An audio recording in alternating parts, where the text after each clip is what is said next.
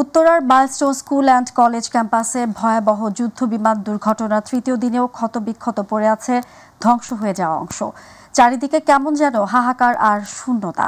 উড়ে যাওয়া বিমান দেখতে উচ্ছ্বাসে ফেটে পড়ত যেসব শিক্ষার্থী, তাদেরই এখন ভয়ে বুক কেঁপে ওঠে বিমানের শব্দে। মূল ফটক তালাবন্ধ। প্রিয় সহপাঠী এবং শিশুদের মর্মান্তিক মৃত্যু যেন কোনোভাবে মানতে পারছেন না শিক্ষার্থী এবং অভিভাবকরা। এদিকে নিহত, আহত ও নিখোঁজদের তালিকা তৈরি করতে কমিটি করেছে স্কুল কর্তৃপক্ষ।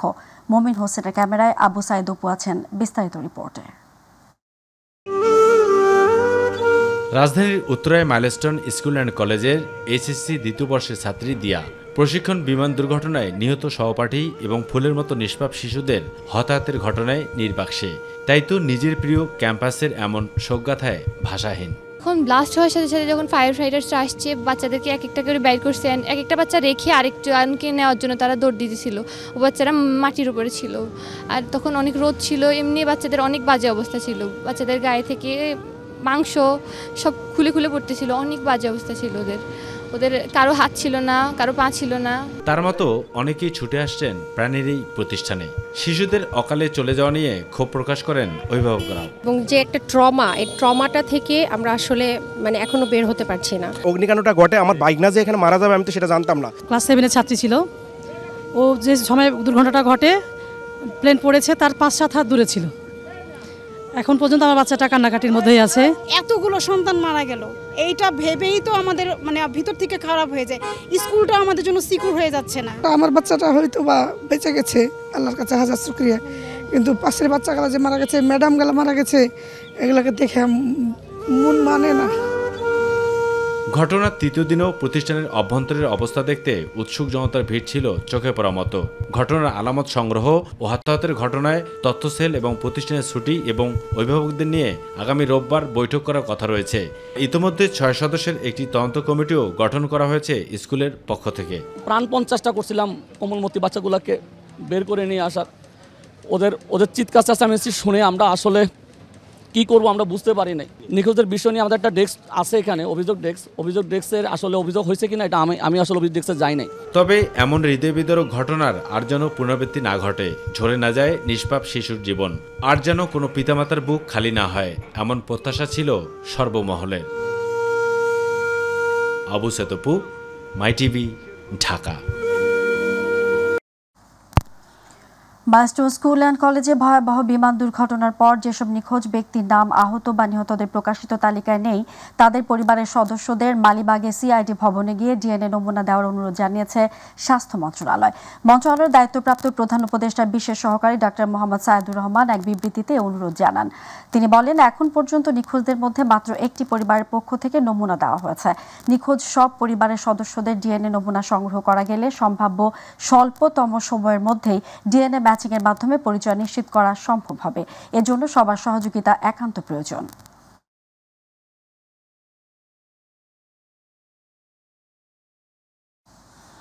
মাইলস্টোন স্কুল অ্যান্ড কলেজে বিমান বিধ্বস্তের ঘটনা জাতীয় বার্ন অ্যান্ড প্লাস্টিক সার্জারি ইনস্টিটিউটে এখন পর্যন্ত সর্বমোট 11 জনের মৃত্যু হয়েছে। দুপুর ইনস্টিটিউটে দুর্ঘটনায় দগ্ধদের সর্বশেষ তথ্য জানাতে আয়োজিত ব্রিফিংয়ে পরিচালক ডক্টর নাসির উদ্দিনের তথ্য জানান। তিনি বলেন, চিকিৎসাধীন 44 জনের মধ্যে আশঙ্কাজনক অবস্থায় রয়েছেন 8 জন। পরিচালক জানান, সিঙ্গাপুর থেকে আসা বিশেষজ্ঞ ডাক্তারের সাথে আলোচনা করে চিকিৎসা সেবা দেওয়া হচ্ছে। এদিকে এ ঘটনায় রাজধানীর বিভিন্ন হাসপাতালে চিকিৎসাধীন রয়েছেন 164 জন। ইউসুফ আলী রিপোর্ট। উত্তরার মাইলস্টোন স্কুল অ্যান্ড কলেজে যুদ্ধবিমান বিধ্বস্ত হওয়ার পর দগ্ধ অবস্থায় ঢাকা মেডিকেল কলেজের বার্ন ইনস্টিটিউটে মোট 44 জনকে ভর্তি করা হয়। আহতদের দ্রুত সুস্থ করে তুলতে মঙ্গলবার রাতে সিঙ্গাপুর থেকে আনা হয় বিশেষজ্ঞ চিকিৎসক। স্বাস্থ্য মন্ত্রণালয়, স্বাস্থ্য অধিদপ্তর ও বার্ন ইনস্টিটিউটের চিকিৎসকদের সাথে দফায় দফায় বৈঠক করে চিকিৎসা কার্যক্রম পরিচালনা করা হচ্ছে বলে জানান বার্ন ইনস্টিটিউটের পরিচালক নাসির উদ্দিন। আমরা আমাদের মতামত, ওনার মতামত এর ভিত্তিতে প্রত্যেকটি পেশেন্টের জন্য আলাদা আলাদাভাবে চিকিৎসা, অর্থাৎ কিরকম ড্রেসিং হবে, কারোর অপারেশন প্রয়োজন হবে কিনা, ওষুধের কোনো চেঞ্জ হবে কিনা, এইগুলো আমরা ক্যাটাগরাইজ করেছি। প্রতিটি রোগীকে প্রয়োজনীয় চিকিৎসা দেওয়ার সব ধরনের ব্যবস্থা রয়েছে বলে জানান তিনি। পেশেন্ট বলতে বোঝানো হয় যে পেশেন্টগুলো সবচেয়ে বেশি ইনজুরি এবং ঝুঁকির মধ্যে আছে। এই পেশেন্টগুলোর ক্ষেত্রে আমরা সবসময় বলে থাকি যে এই পেশেন্টগুলোর সম্পর্কে প্রেডিক্ট করা ভেরি ডিফিকাল্ট। তাদের ভালনারেবিলিটি অনেক বেশি। 1 ঘন্টা পরে হয়তো পরিবর্তনটা আরো খারাপের দিকেও যেতে পারে, হয়তো স্ট্যাটিক থাকতে পারে অথবা একটু ইমপ্রুভমেন্ট হতে পারে। দগ্ধ রোগীরা সুস্থ না হওয়া পর্যন্ত প্রয়োজনে সিঙ্গাপুরের চিকিৎসক সহ বাংলাদেশের ডাক্তাররা আপ্রাণ চেষ্টা চালিয়ে যাবেন বলে জানান বার্ন ইনস্টিটিউটের পরিচালক নাসির উদ্দিন। ওনার সঙ্গে আমরাও পরামর্শ করব, উনিও আসছেন, উনি যতদিন আমাদের সঙ্গে থাকতে চাইবেন। তবে এই মুহূর্তে কাউকে বিদেশে পাঠানোর পরিকল্পনা নেই বলেও জানান তিনি। আমাদের এখানে শিশুই বেশি। ইউসুফ আলী, মাই টিভি, ঢাকা। মাইলস্টোন ট্র্যাজেডিতে বিমান বিধ্বস্তের ঘটনায় তদন্তের দাবি জানিয়েছে বাংলাদেশ জামায়াত ইসলামী। সকালে দিয়াবাড়ির নয়ানগর এলাকায় বিমান বিধ্বস্তের ঘটনায় নিহতদের পরিবারের সাথে সাক্ষাৎ শেষে একথা বলেন দলের নায়েবে আমির অধ্যাপক মুজিবুর রহমান। নিহতদের পরিবারের সদস্যদের সঙ্গে সাক্ষাৎ করেন তিনি এবং সান্ত্বনা দেন নায়েবে আমির। তারপর আত্মার মাগফিরাত কামনায় দোয়াও পড়েন তারা। নায়েবে আমির বলেন, এই ঘটনায় নিহতদের পাশাপাশি আহতদের চিকিৎসার জন্য 50 লাখ টাকা বরাদ্দ রাখা হয়েছে।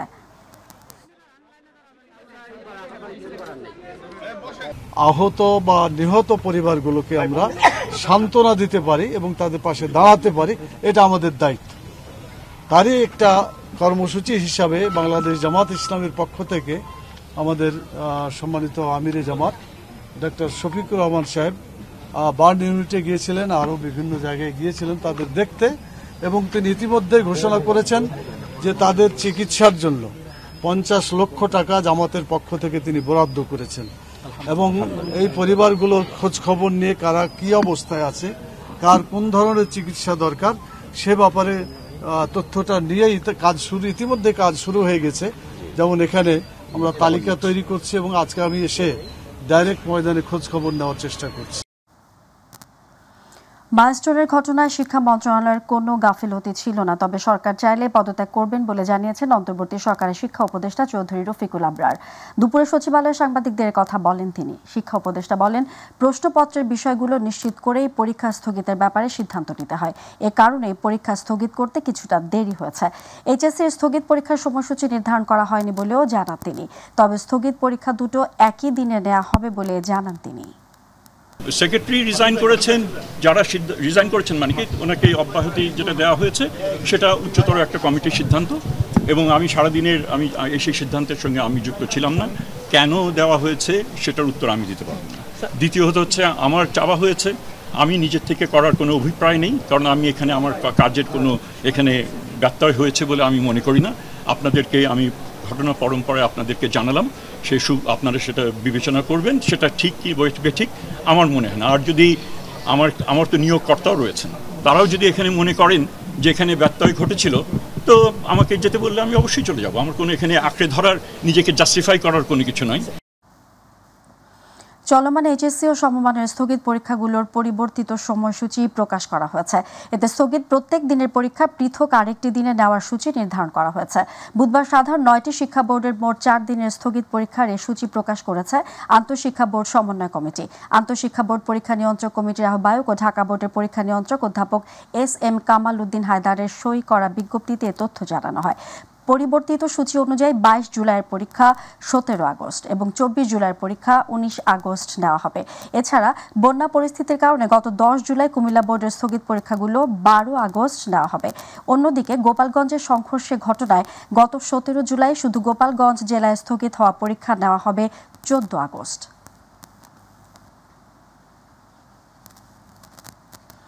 দ্রুত নির্বাচনের রোডম্যাপ ঘোষণায় পারে দেশে রাজনৈতিক স্থিতিশীলতা ফেরাতে। রাষ্ট্রীয় অতিথি ভবন যমুনায় প্রধান উপদেষ্টা ডক্টর মোহাম্মদ ইউনূসের সাথে 13টি রাজনৈতিক দলের বৈঠকের পর এসব কথা জানান অংশ নেয়া নেতারা। তারা বলেন, দেশ পরিচালনায় অন্তর্বর্তী সরকার দুর্বলতার পরিচয় দিচ্ছে। নানা কারণে রাজনৈতিক অঙ্গনে সরকারের নিরপেক্ষতা নিয়েও সংশয় তৈরি হয়েছে বলে মনে করেন রাজনৈতিক দলগুলোর নেতারা। SM আরিফের রিপোর্ট। দেশের চলমান পরিস্থিতি নিয়ে রাজনৈতিক দলগুলোর সঙ্গে মঙ্গলবার রাত থেকে বৈঠক করছেন প্রধান উপদেষ্টা ডক্টর মোহাম্মদ ইউনূস। রাষ্ট্রীয় অতিথি ভবন যমুনায় প্রধান উপদেষ্টার সঙ্গে দ্বিতীয় দিনের বৈঠকে অংশ নেয় 13টি রাজনৈতিক দল। এ সময় প্রধান উপদেষ্টা বলেন, 1 বছর যেতে না যেতেই পরাজিত শক্তির নানা ষড়যন্ত্রের লক্ষণ দেখা যাচ্ছে। মত পার্থক্য থাকলেও ফ্যাসিবাদের বিরুদ্ধে রাজনৈতিক দলগুলোর ঐক্যকে আরও দৃশ্যমান করা দরকার বলেও জানান তিনি। বৈঠক শেষে রাজনৈতিক দলের নেতারা জানান, দেশের সাম্প্রতিক পরিস্থিতিতে প্রধান উপদেষ্টা উদ্বিগ্ন ও চিন্তিত। পতিত স্বৈরাচার তারা যদি আসতে চায় সবাই মিলে মোকাবেলা করতে হবে, কিন্তু দেশের মধ্যে অগণতান্ত্রিক শাসনে বেড়ে ওঠা অপশক্তি আছে। মানুষের মধ্যে ধারণা তৈরি হয়েছে বর্তমান অন্তর্বর্তী সরকার সবচেয়ে দুর্বল সরকার, যে কারণে দেশে একটা আধা নৈরাজ্যিক অবস্থা ইতিমধ্যেই তৈরি হয়েছে। কোনো একটি বিশেষ দলকে সরকার সুবিধা দিচ্ছে উল্লেখ করে তারা জানান, এতে রাজনৈতিক অঙ্গনে বিভেদ সৃষ্টি হচ্ছে। অপরাপর রাজনৈতিক দলগুলোর সাথে বৈষম্য তৈরি করে একটা দলকে সরকার পৃষ্ঠপোষকতা দেবে।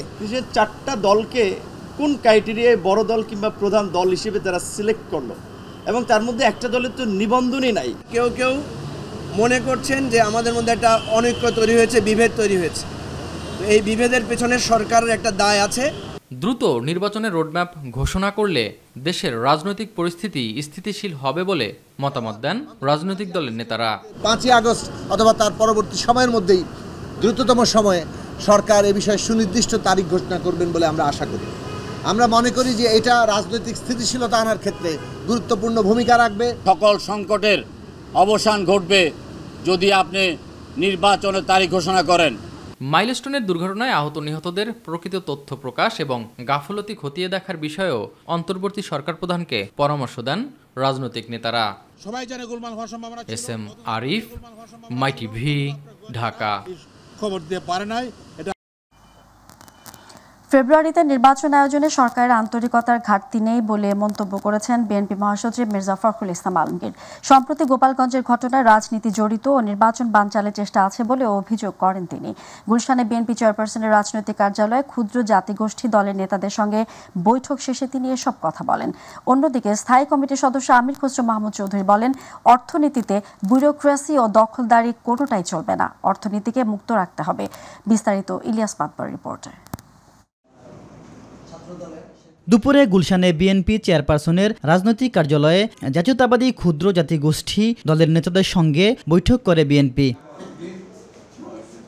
বৈঠক শেষে সাংবাদিকদের সাথে আলাপকালে মঙ্গলবার রাতে প্রধান উপদেষ্টার সাথে বৈঠক প্রসঙ্গে বিএনপি মহাসচিব মির্জা ফখরুল ইসলাম আলমগীর বলেন, সংকট তৈরি হলেই প্রধান উপদেষ্টা দলগুলোকে ডাকেন।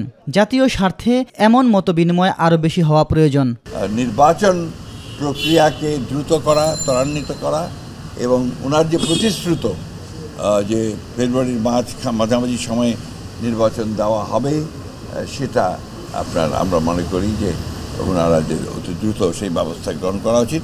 বিএনপি মহাসচিব বলেন, গোপালগঞ্জের ঘটনার সঙ্গে রাজনীতি জড়িত, নির্বাচন বানচাল করার ষড়যন্ত্র এর মধ্যে অবশ্যই আছে।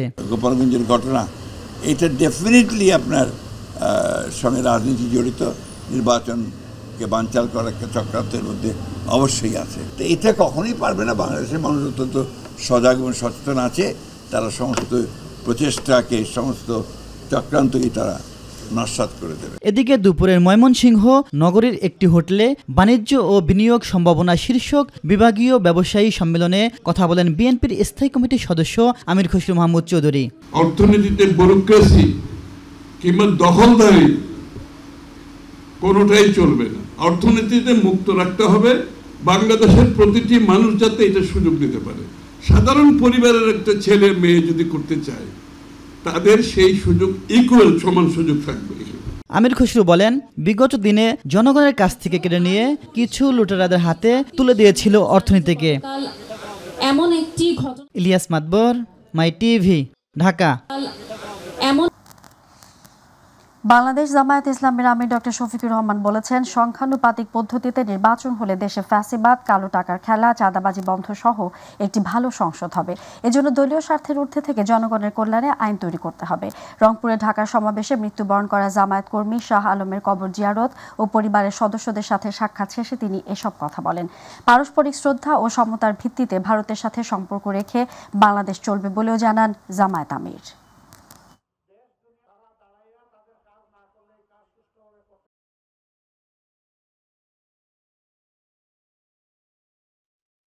কিন্তু কেউ যদি আমাদের উপর কিছু চাপাচাপি করে, আমরা কিছুই মানব না ভাই। আমরা এই না মানার কারণেই অনেক মূল্য দিয়েছি, আরও যত মূল্য দিতে হবে তা দিব, কিন্তু জাতির ইজ্জত কারো কাছে বন্ধক দিব না। এটা একদম পরিষ্কার যে প্রেয়ার পদ্ধতি সম্পর্কে আপনাদের মূল্যায়ন কী।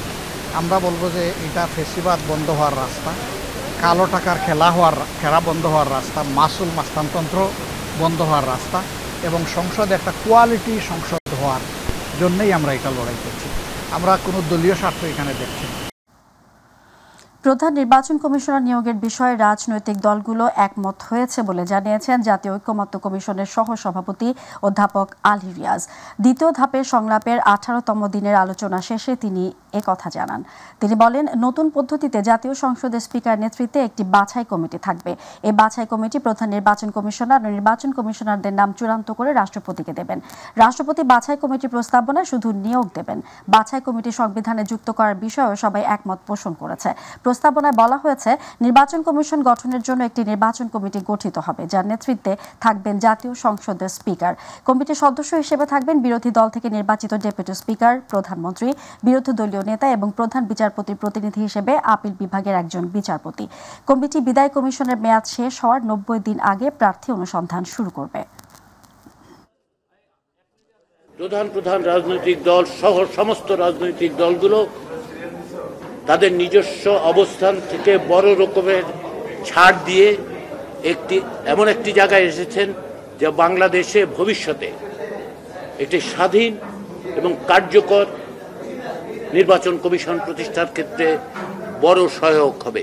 ঢাকা যখন আগুনে পুড়ছে সেখানে আওয়ামী লীগ আসছে আলু পোড়া দিয়ে খেতে, এ মন্তব্য করে জাতীয় নাগরিক পার্টি এনসিপির দক্ষিণাঞ্চলের মুখ্য সংগঠক হাসনাত আব্দুল্লাহ বলেছেন, আওয়ামী লীগের সাথে সখ্যতা মেনে নেওয়া হবে না।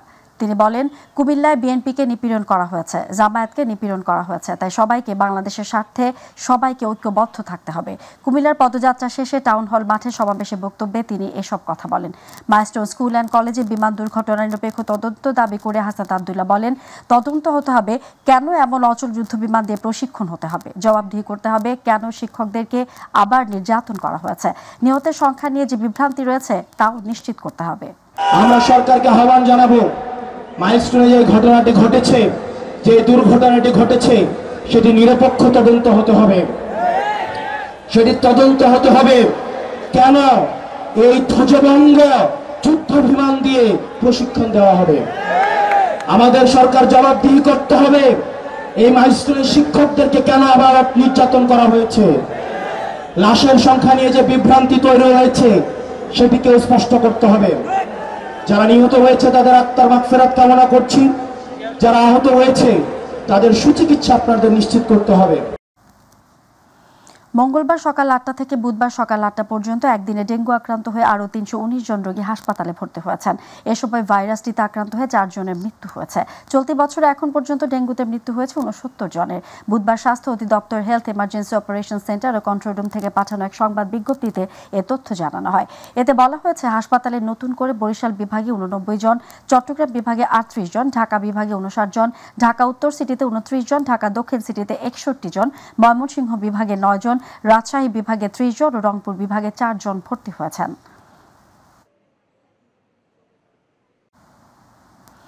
নাটোরের বড়াই গ্রামে ট্রাক মাইক্রোবাস সংঘর্ষে প্রাণ গেছে 8 জনের, তার মধ্যে ঘটনাস্থলে 5 জনের মৃত্যু হয়েছে আর আহত 4 জনকে হাসপাতালে নিয়ে যাওয়া হলে তাদের মধ্যে 3 জনের মৃত্যু হয়।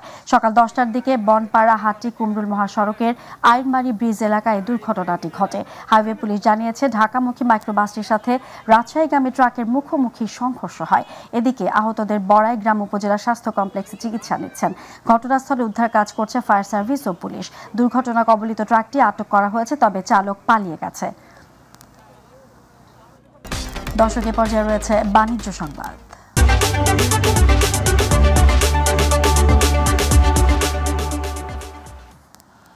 সদ্য সমাপ্ত 2024-25 অর্থ বছরের শিক্ষা উপবৃত্তি, সামাজিক নিরাপত্তা ভাতা ও অন্যান্য খাত মিলিয়ে প্রায় 2.25 কোটি সুবিধাভোগীর মাঝে 9,000 কোটি টাকা সরকারি সহায়তা বিতরণ সফলভাবে সম্পন্ন করেছে ডাক বিভাগের মোবাইল আর্থিক সেবা নগদ।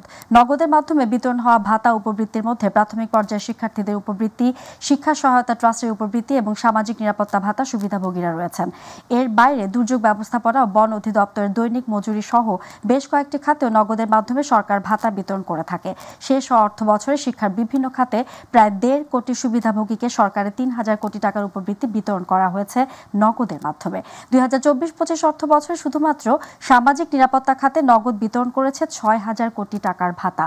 বছর জুড়ে 75 লাখের বেশি ভাতাভোগীর মাঝে মোট 4 কিস্তিতে এই ভাতা বিতরণ করা হয়। সরকার বিভিন্ন সংস্থা ও মন্ত্রণালয়গুলোর সঙ্গে সমন্বয়ের মাধ্যমে এই সাফল্য এসেছে। আগামীতেও নগদের মাধ্যমে সরকারের আর্থিক সহায়তা বিতরণ করা হবে বলে আশা প্রকাশ করেন বাংলাদেশ ব্যাংক নিযুক্ত নগদের প্রশাসক মোহাম্মদ মোতাসিম বিল্লাহ। জানাবো প্রবাস সংবাদ।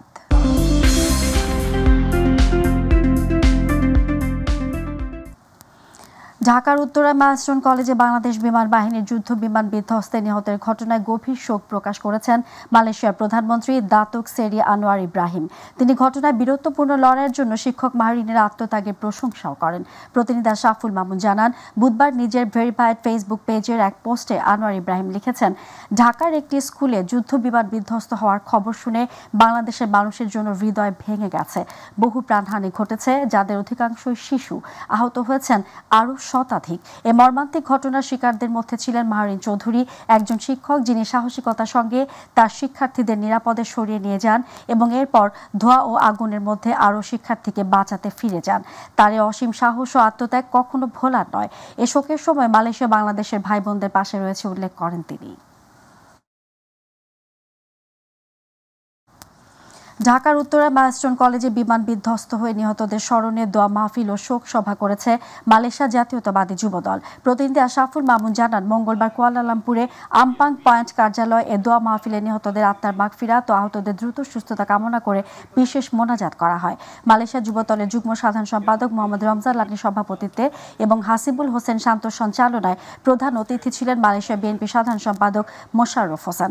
বিশেষ অতিথি ছিলেন মালয়েশিয়া বিএনপি সহসভাপতি তালহা মাহমুদ MJ আলম। বক্তব্য রাখেন কাজী সালাউদ্দিন, SM বশির আলম, জসিমউদ্দিন, নূরে সিদ্দিকী সুমন, আসাদুজ্জামান মাসুম। শেষে দোয়া ও মোনাজাতে নিহতদের আত্মার মাগফিরাত কামনা করা হয়।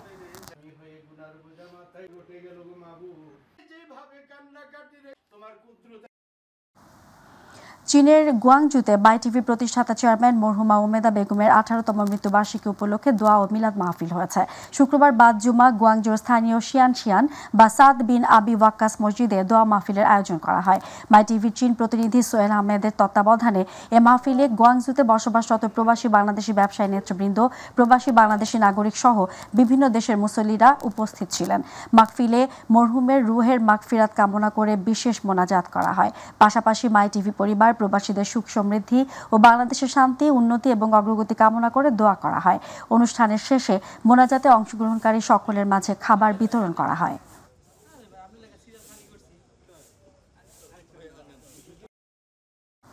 কাতারের রাজধানী দোহায় আনুষ্ঠানিকভাবে আত্মপ্রকাশ করেছে লক্ষ্মীপুর জেলা সমিতি দোহা কাতার। রাজধানীর ফিরোজ আব্দুল আজিজ এলাকার ঘরোয়া রেস্টুরেন্টের হলরুমে আয়োজিত এই অনুষ্ঠানে প্রবাসী লক্ষ্মীপুরবাসীদের মিলন মেলা উৎসবমুখর পরিবেশ বিরাজ করে।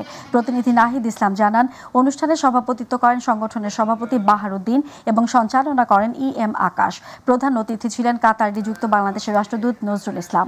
এছাড়াও অনুষ্ঠানে বক্তব্য রাখেন সংগঠনের উপদেষ্টা আনোয়ার হোসেন, গোলাম সারোয়ার কামরুল, ফাহিম হোসেন মিরাজ, হাসান আহমেদ, AKM আমিনুল হক ও গোলাম মাওলা হাজারি সহ বাংলাদেশ কমিউনিটির বিশিষ্ট ব্যক্তিবর্গ ও স্থানীয় নেতৃবৃন্দ। আত্মপ্রকাশ অনুষ্ঠানে লক্ষ্মীপুর জেলার প্রবাসীদের পাশাপাশি কাতারে কর্মরত অন্যান্য জেলা ও সংগঠনের নেতারাও উপস্থিত ছিলেন।